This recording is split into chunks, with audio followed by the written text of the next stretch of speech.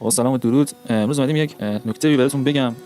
بعضیا با یه ارورای روبرو میشن، مثل این ارور، یا مثلا وارد زیرارچیمه میشن، میان اینجا فایل مثلا کپی میکنن، میان داخل اندروید، میان تو پوشه دیتا، اینجا هیچ نیست، یا میزنه دستی رد شد. خب واسه حل این مشکل شما باید برنامه شیزوکو رو نصب کنین. این پایین نشون میدم. قبل اینکه وارد برنامه بشین حتما باید به یه وای فای یا هات اسپات وصل بشین. بعد تو قسمت تنظیمات اول باید برید توی قسمت درباره گوشی برید، روی همین همین نسخه میوای یه چند بار کلیک می‌کنید، تقریبا یک 10 بار 15 بار تا این پایین بزنه شما یک برنامه هستید. بعد دیگه تنظیمات گوشی کار ندارید، بیاید بیرون وارد چیزو بشین. قدم اول اینجا باید روی این گزینه بزنید. اینجا چند تا دسترسی باید مثلا بدین، اعلان‌ها رو فعال کنین و از این حرفا. اینجا اعلان‌ها رو که فعال کردین، بعد این پایین گزینه رو می‌زنید، میاد وارد گزینه توسعه دهنده میشه. اینجا چند تا تیک هستش، اشکال زدایی یو اس بی، اینو باید روشن کنین. بعد اینا شما قبول کنین. حالا این گزینه نصب از طریق یو اس بی و اشکال زدایی تنظیمات، اینا رو فعال می‌کنین.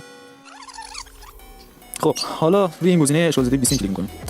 اینجا این تیک بالا رو اول روشن کنین، بعد جفت سازی دستگاه با استفاده از کد جفت سازی روی این میزنید. یه کد این پایین است، حالا برای هر گوشی فرق می‌کنه. برای من زده 54 28 86 یه پیامک میاد، یه نوتیفیکسی اینجا، بعد این کد رو حفظ کنین و توی اینجا بزنید. حالا این کد رو من قبلا زدم و حساب من وصل شده به چیز، بعد اینجا آرم شیزوکو باید بیاد. حالا میایم بیرون و این گزینه استارت رو میزنید. استارت رو میزنین و اینا انجام میشه و میایم بیرون دیگه. حالا میذارم برنامه در حال اجرا است. اینجا این قسمت دومی روی این کلیک می‌کنید و اینجا شیزوکو رو تیکشو روشن کنید. اگه برای شما اینجوری خاموش بود، براش روش بزنید تا روشن شه.